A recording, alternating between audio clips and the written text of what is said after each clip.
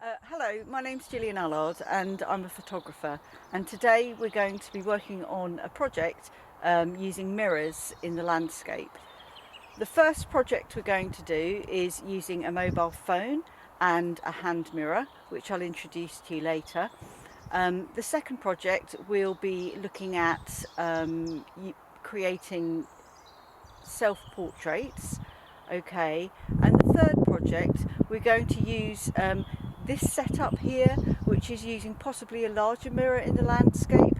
The people we're using for our research will be Vivian Mayer for self-portraits and Gillian Allard for this setup, and he did a fantastic series called Open Fields, and so we're going to use that for your contextual research, and hopefully you can try something similar.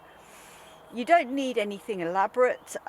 This mirror here I actually found, but a lot of people have something similar in their home, and hand mirrors, you can buy them from second-hand shops, or you perhaps you already have one. So off we go.